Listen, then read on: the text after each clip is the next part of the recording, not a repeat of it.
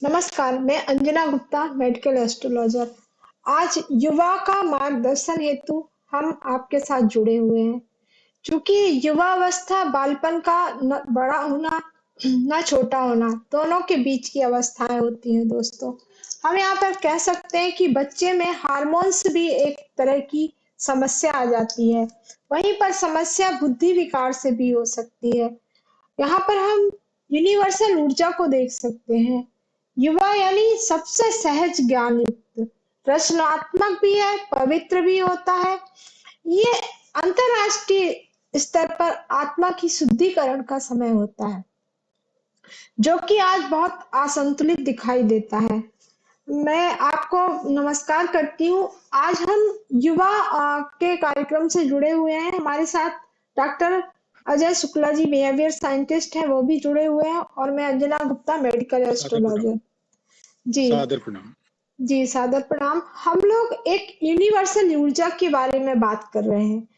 वह यूनिवर्सल ऊर्जा हमारे साथ युवा के रूप में है। हम उस युवा को किस नजरिए से देखते हैं, क्योंकि हम लोग लगातार 3-4 प्रोग्राम अपने कर चुके हैं, जो कि हम लोगों के हिसाब से आप लोगों के लिए बहुत लाभदायक होंगे। जैसा कि अभी मन की उलझन और सुलझन था, इसी तरह के हम लोगों के कार्यक्रम आपको आगे भी पता चलते रहेंगे। पिछले वीडियो में हम लोग कर चुके हैं। तो आपके हिसाब से युवा में कैसी ऊर्जा होती है और कैसे युवा वर्ग का हम लोग मार्गदर्शन कर सकते हैं? आपसे मैं जानना चाहूंगी सबसे पहले, फिर मैं अपनी बात को रखूंगी। बहुत अच्छा प्रश्न और सामयिक प्रश्न भी है। और वर्तमान संदर्भ में युवा पीढ़ी और मार्गदर्शन विषय को लेकर अगर हम चिंतन कर रहे हैं तो निश्चित तौर पर युवाओं के बौद्धिक जुड़ाव और उनकी चेतना के परिष्कार के लिए एक नई बात हो सकती है। उसके पीछे सबसे बड़ा कारण है कि युवा पीढ़ी के अंदर एक बहुत बड़ी ऊर्जा है, चाहे वह मानसिक शक्ति हो, शारीरिक शक्ति हो और आत्मा की ताकत हो। और युवा पीढ़ी जब अपने विकास के संदर्भ और प्रसंग को खोजने का प्रयास करती है तो बहुत विराट चिंतन उनके मन में रहता है। वह चाहते हैं कि स्वयं का विकास तो वो करें ही, परिवार और समाज और राष्ट्र में भी उनका योगदान हो। लेकिन कई बार उनकी एक बहुत बड़ी अपेक्षा परिवार से, समाज से, राष्ट्र से और विश्व समुदाय से होती है।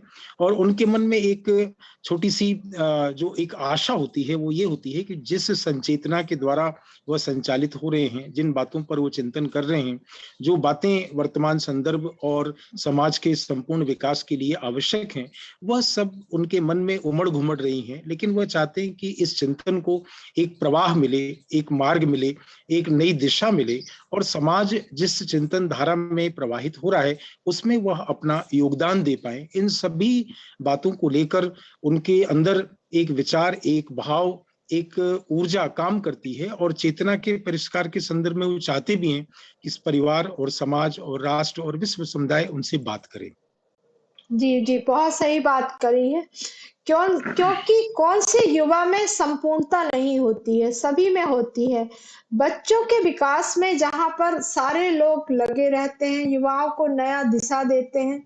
जहाँ की मैं यहाँ की बात करूँ थोड़ी देर के लिए, कि मैं इस समय अमेरिका में जिन युवा को देख रही हूँ, काफी डिसिप्लिन्ड युवा दिखाई दे रहा है। हमारी ये कई बार गलतफहमी होती है कि पश्चिम में देशों में जाके युवा बिगड़ जाता है। ऐसा कुछ नहीं होता है। युवा के खुद के संस्कार होते हैं, उनकी मातृभूमि से उनका जुड़ाव होता है और उनके काम करने की क्षमता होती है। देखिए, आज जो बच्चे हैं, उनकी जड़ हमारे घर के अंदर से आती है। तो यूथ में जो होती है, जो कुछ होता है कि हम कई बार यूथ को समझते नहीं है, छोटी छोटी बातों में उनकी त्रुटियां निकालते हैं। तो उसके अंदर एक निंदा का भाव पनप जाता है। यह निंदा का भाव हम अगर ज्योतिष में देखते हैं तो राहु से संबंधित होता है। वहीं अगर हम देखते हैं कि किसी बच्चे की बार बार या युवा की हंसी उड़ाई जाती है, तो वह सर्वनायक अपनी स्थिति को समझता है। और ऐसे में बच्चे पे केतु का प्रभाव देखा जाता है, जहां पर देखा जाता है कि बच्चा बहुत शर्मिंदा है, या बच्चे को बार बार शर्मिंदा किया जा रहा है, तो वह उसके अंदर चंद्रमा खराब होने लगता है। वहीं पे अगर बच्चे में सहनशीलता की विकास युवा वर्ग में की जाए, तो वह युवा हमारे गुरु से संबंधित होता है और सहनशीलता उसमें आती है। वहीं पे बच्चे को अगर उत्साहित किया जाता है युवा को, तो आत्मबल आता है जो कि सूर्य के कारण आता है। वहीं अगर युवाओं की हम प्रशंसा करते हैं अच्छे काम के लिए, तो मंगल एक्टिव होता है उनका। वहीं अगर हम उचित व्यवहार करने लगते हैं उनके साथ, तो उन्हें न्याय की भावना आती है जो कि शनि से संबंधित होती है। अगर युवा में संरक्षण की बात करते हैं हम, कि उनको संरक्षित करते हैं, तो उनमें विश्वास पैदा होता है जो बुद्ध के कारण आता है। वहीं मित्रता की बात करते हैं, तो हम अगर उनके साथ अच्छे संबंध रखते हैं यूथ के साथ, तो प्रेम वह ढूंढते हैं। कैसा प्रेम? जो कि यूनिवर्सल प्रेम होता है। यह शुक्र ग्रह का कारक होता है। तो देखिए, जहां ये ग्रह भी काम करते हैं, वहीं हम उन युवाओं में ये सब चीजें बढ़ाना और घटाना हमारे ऊपर निर्भर होता है। तो मैं इसलिए ये चीज को रख रही हूँ कि हम ये सब कर रहे हैं, पर हम ज्योतिष में जब ये चीजों को देखते हैं, तो मुझे लगता है कि हम छोटी सी चीजों को नहीं समझ पा रहे हैं।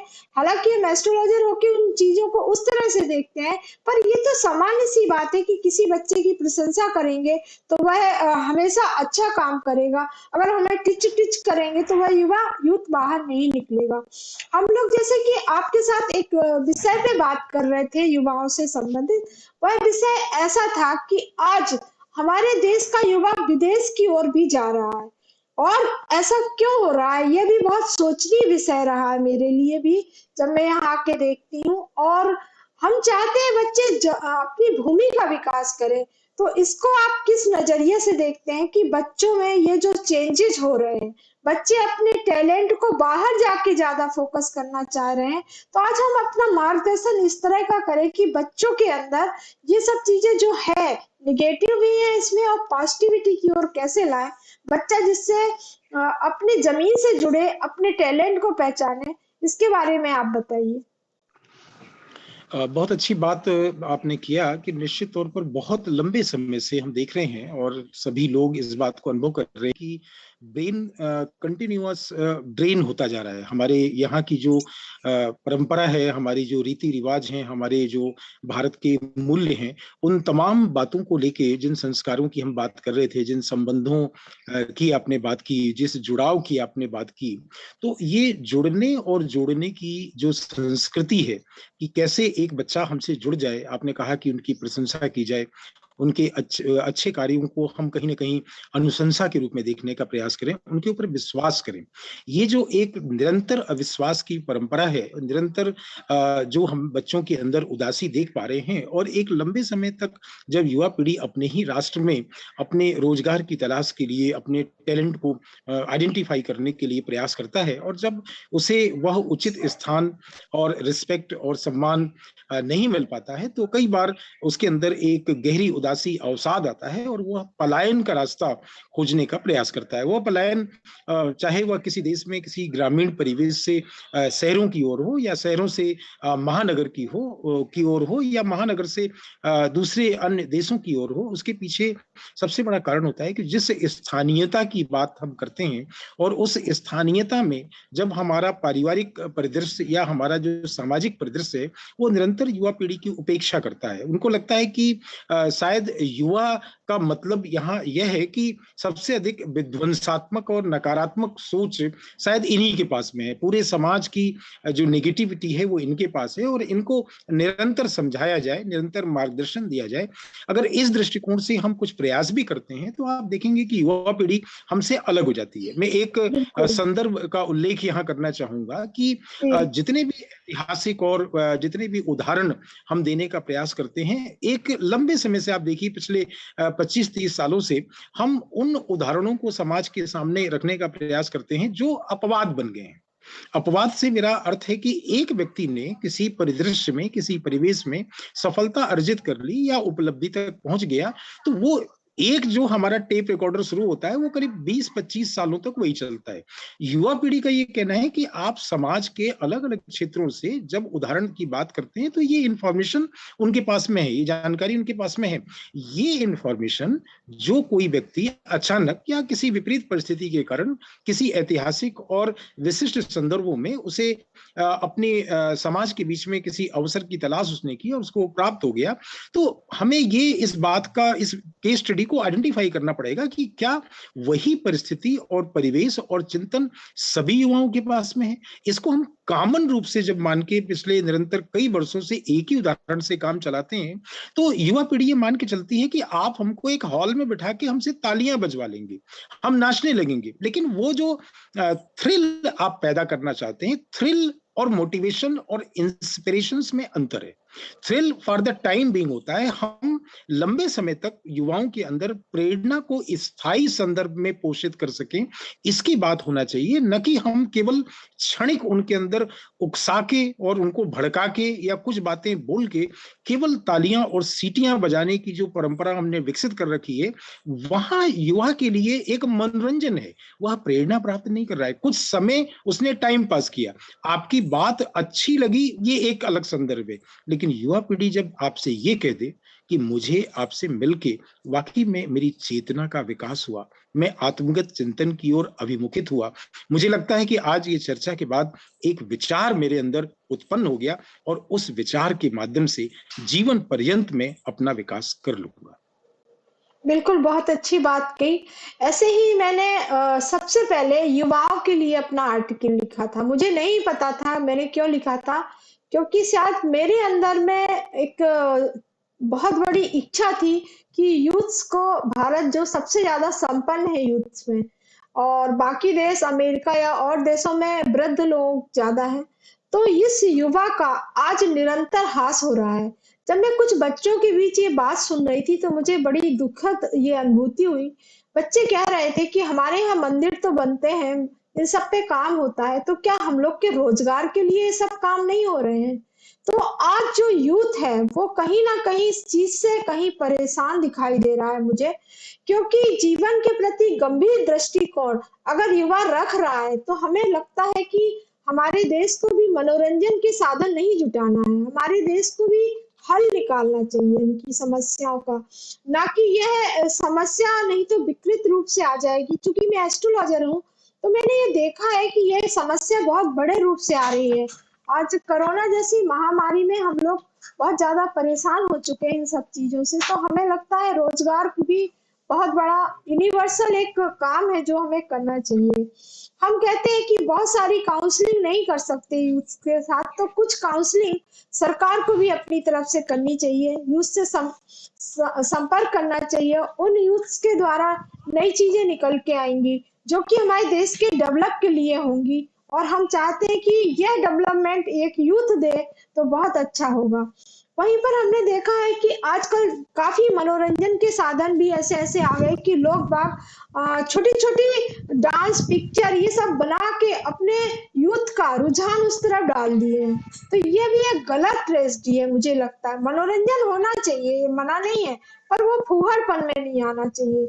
ये बहुत गंभीर दृष्टिकोण होना चाहिए। हमारे बच्चों को इलेक्ट्रॉनिक्स की खोजों पर, चांद पर, साइंस पर, इस पर जाने के लिए एक सुलभ साधन होना चाहिए जो आज बच्चों के विकास में मुझे दिखाई नहीं दिया। वहीं पर हम कह सकते हैं कि आदर्शों के प्रति भी गंभीरता रखना चाहिए कि हमको बच्चों की इन सब चीजों को समझना चाहिए। कम से कम आज बच्चों को यह प्रेशर नहीं होना चाहिए कि हमें इतना काम करना है या इतना मुझे पैसा कमाना है। हमें यह प्रेशर डालना चाहिए बच्चा किस तरह से खुश रह सके और अपने टैलेंट को आगे ला सके। वहीं मैं अपनी ज्योतिष में जब इन चीजों को देखती हूँ तो बहुत जल्दी से बताऊंगी कि जब यूथ बिगड़ता है तब उसमें तीन चीजें प्रॉपर मैंने देखी है। एक तो वह आवेग में आता है, अचानक कोई डिसीजन लेता है जिसके कारण वो भ्रमित हो जाता है। वहीं अगर भौतिक सुख की चाह उसके अंदर आ रही है तो भौतिक सुख की चाह में वो जालसाजी करने लगता है, टिप्स अपनाने लगता है। आज डार्क वेब जैसे मीडिया ने अपना एक नया मुकाम हासिल किया। मैं देखती हूँ कुंडलियों में कि बहुत सारे बच्चे इस ओर चले गए हैं। वहीं पे देखिए कुछ बच्चे सुसाइड कर लेते, वो भी एक बहुत बड़ा कारण बनता है। इन सब में मैंने ग्रहों को इन्वॉल्व देखा है, इसलिए मैं इसकी बात थोड़े कम पीरियड में कर रही हूँ कि आवेग जो आते हैं वो मंगल जब तेज हो जाता है उनका। यूथ यानी युवा, मंगल यानी सेनापति। ऐसे उन लोगों के अंदर एक ऊर्जा यंग एज में होती है। उस ऊर्जा का, अब मैं यूनिवर्सल ऊर्जा को इसीलिए कह रही थी, अगर उनका डायरेक्शन चेंज हो गया, डाउन में चली गई, तो वह बहुत बड़े क्रिमिनल है। और अगर ऊपर चली गई तो वह बहुत बड़े रिसर्च के रूप में आएगी। तो मैं आज युवाओं को यही समझाना चाह रही थी कि आप अपने आवेग, अपने मंगल की एनर्जी को कंट्रोल करके सही दिशा देना चाहिए। अगर आपको भौतिक सुख की चाह है तो आप जालसाजी से मत कमाइए। इसमें शुक्र जैसे ग्रह, राहु जैसे ग्रह होते हैं, शॉर्ट ट्रिप होती है, शॉर्टकट से पैसा। आज बच्चों को आदत पड़ चुकी है फ्री का खाने की, वह भी कारण है। एक सुसाइड के लिए हम मून को देखते हैं, चंद्रमा बिगड़ जाता है बच्चों का तो भी ऐसा होता है। तो इस तरह से मैंने इन 3 चीजों को देखा। वहीं 5 तत्व जो होते हैं उनकी भी बात मैं करूं। वायु तत्व के बच्चे जो होते हैं तो हवा हवाई ज्यादा रहते हैं, कुंभ, मिथुन और तुला राशि के बच्चे। जल तत्व के होते हैं तो काफी डिप्रेशन में भी रहते हैं, कर्क, मीन और वृश्चिक राशि के। अगर अग्नि तत्व के बच्चे हैं तो इनमें एनर्जी बहुत होती है, बस एनर्जी का डायरेक्शन सही नहीं होता है तो दिक्कत देते हैं। मेष, सिंह और धनु राशि। पृथ्वी तत्व राशि काफी सहनशील होती है, परंतु जब ये अपनी चीजों को नहीं पाते तो काफी जोखिम ले लेते हैं कामों में। वह है मकर, वृषभ और तो कन्या राशि। तो इस तरह से मैंने राशियों को देख के बता रही हूँ कि ये बच्चे हैं तो आपको इनका डायरेक्शन सही करना है। तो इसके लिए अगली चर्चा करूंगी इसी के साथ जुड़ के आखिरी में। अभी हमें सिर्फ ये बताइए, अगर कोई बच्चा भौतिक सुख चाह रहा है, उसके अंदर बहुत टेम्परामेंट है और बहुत उसके अंदर निगेटिविटी है, इन तीनों को आप बिहेवियर काउंसलर से कैसे बताना चाहेंगे?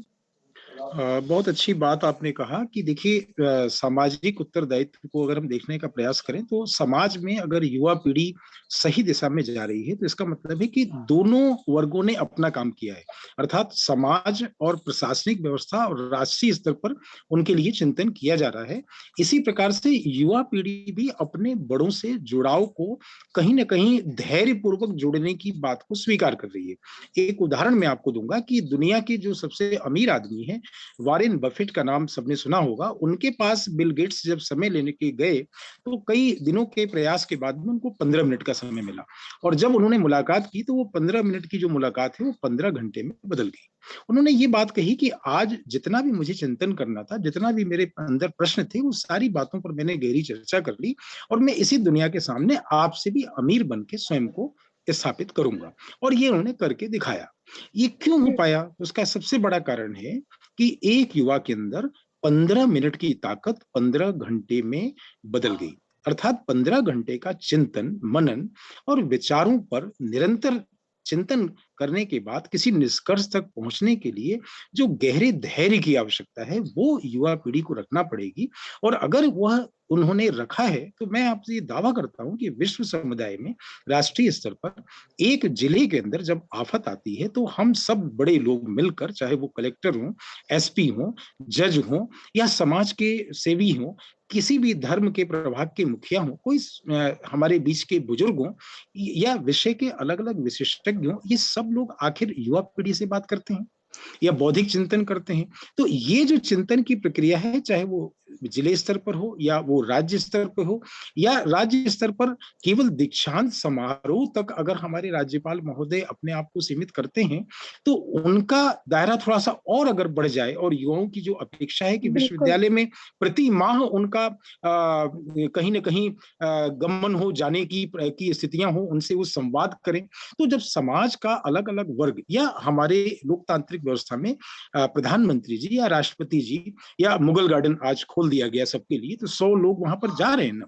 तो इसी प्रकार से समाज के बड़े हमारी युवा पीढ़ी से थोड़ा सा जुड़ने का प्रयास करेंगे और युवा पीढ़ी भी केवल कुछ प्रश्न तक अपने को सीमित न रखे बल्कि लंबे समय तक अपने आप बिल्कुल। को इस बात के लिए इन्वॉल्व हो जाए कि हमें आपस में मिलकर अपने बड़ों के सानिध्य को प्राप्त करके थोड़ा सा धैर्य रखें। ऐसा नहीं है कि हम 1 सेकंड में किसी समस्या का समाधान कर लेंगे। हम लोग भी बातचीत कर रहे हैं तो 30 मिनट हमको लग रहा है ना।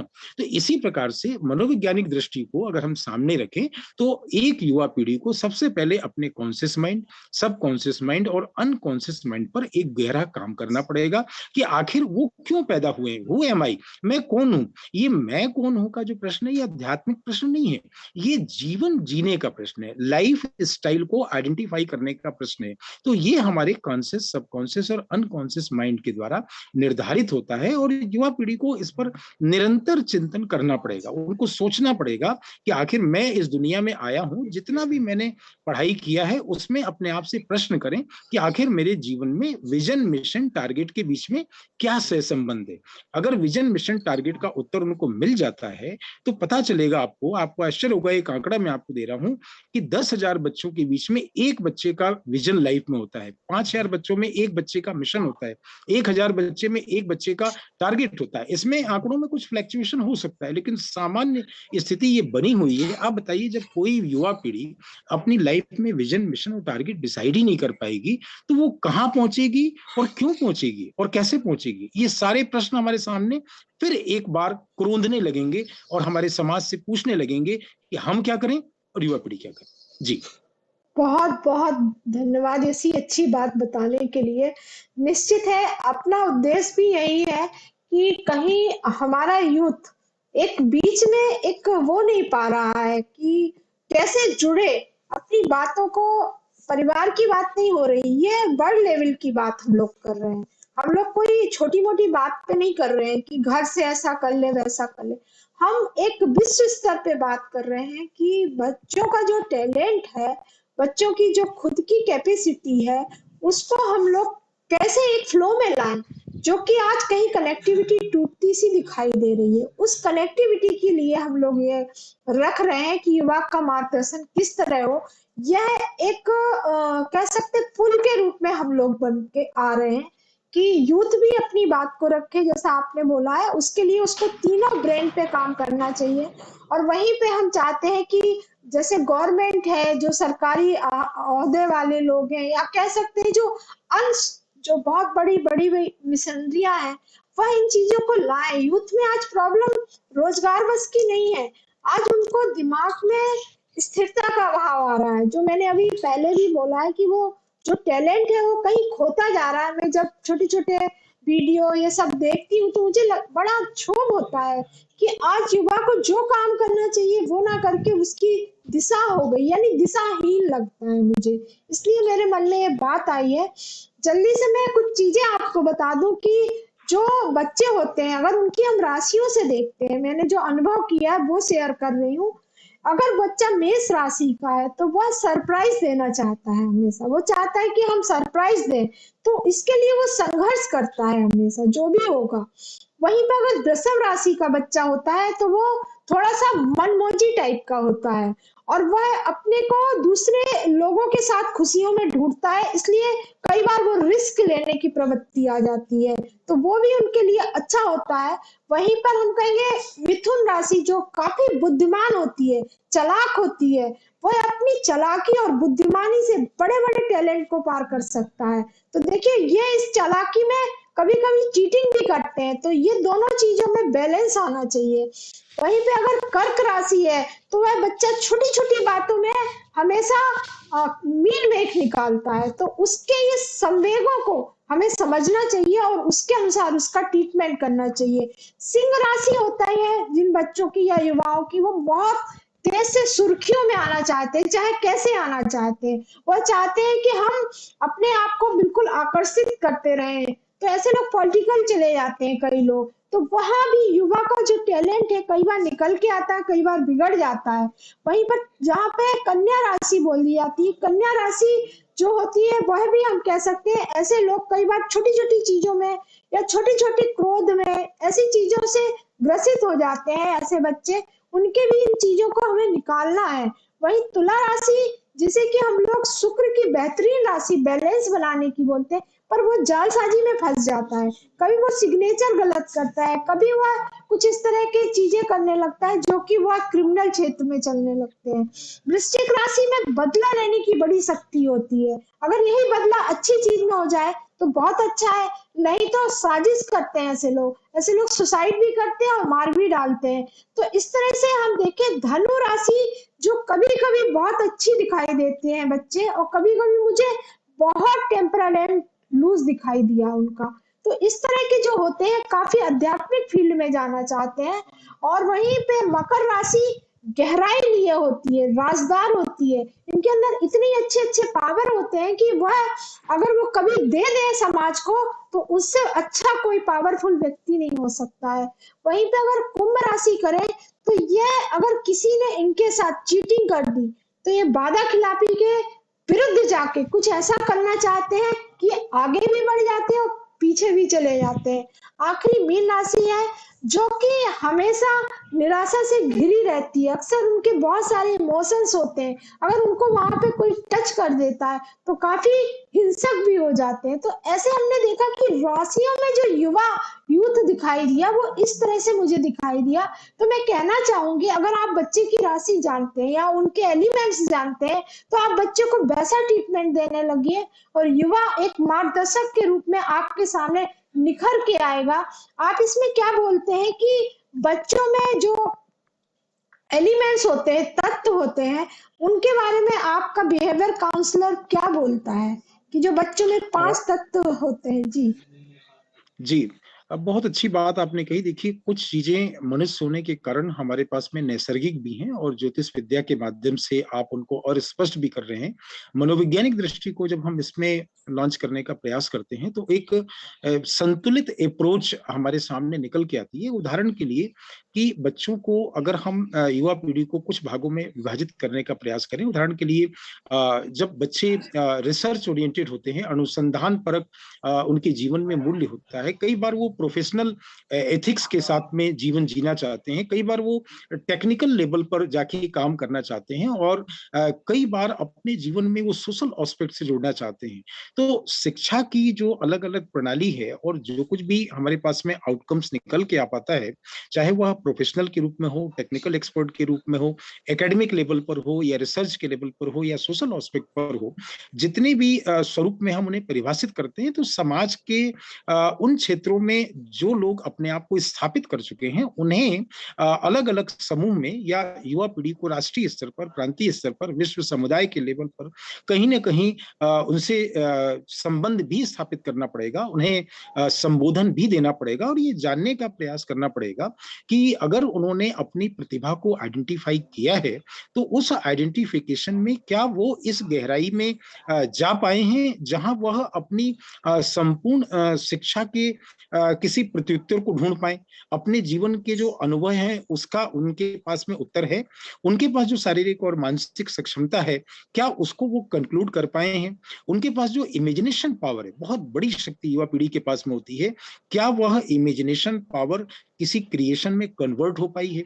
और अगर वो किसी क्रिएशन में कन्वर्ट हो पाई है, तो उसमें इनोवेटिव आइडियाज का क्या योगदान है, और इन सब बातों के प्रति उन्होंने अपने जीवन में ऑनेस्ट अप्रोच किस लेवल पर की है। क्योंकि देखिए, ये निश्चित मानिए कि सफलता का कोई शॉर्टकट नहीं है। लेबर नेवर गोज डिसरिगार्ड, परिश्रम कभी व्यर्थ नहीं होता है, लेकिन सफलता और उपलब्धि के बीच में एक छोटा सा अंतर है।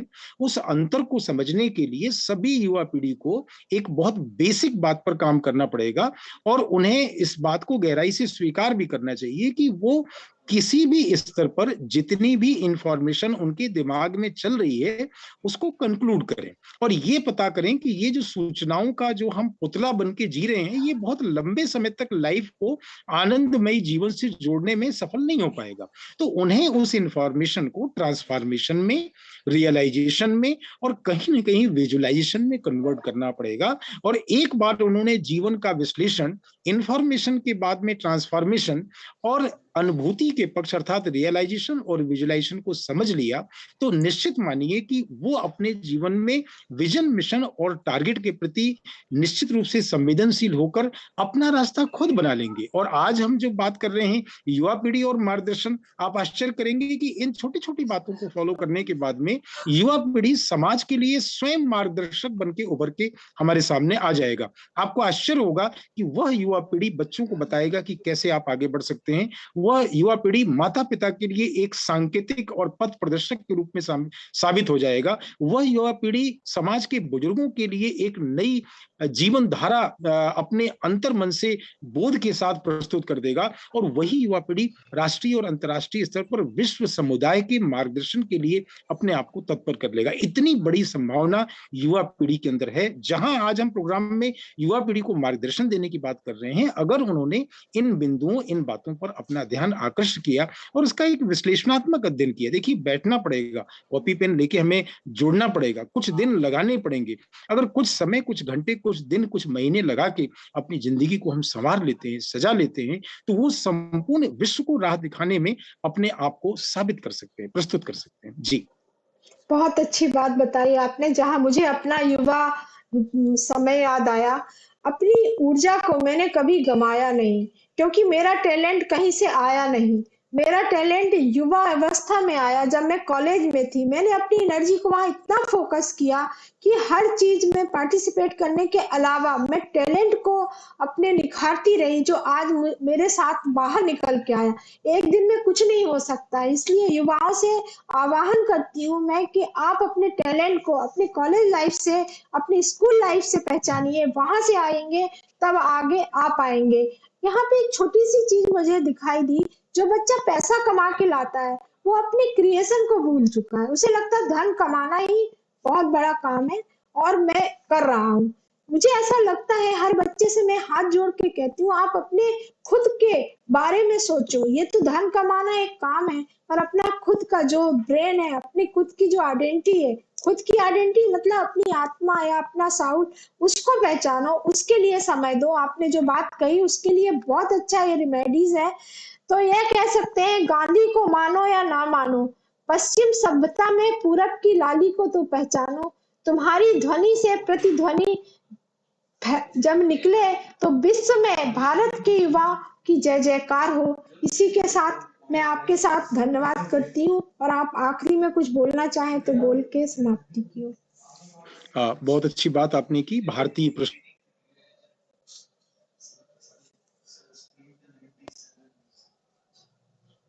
पृष्ठभूमि और राष्ट्रवाद का जो प्रतिबिंब आपने युवाओं के माध्यम से देखने का प्रयास किया है,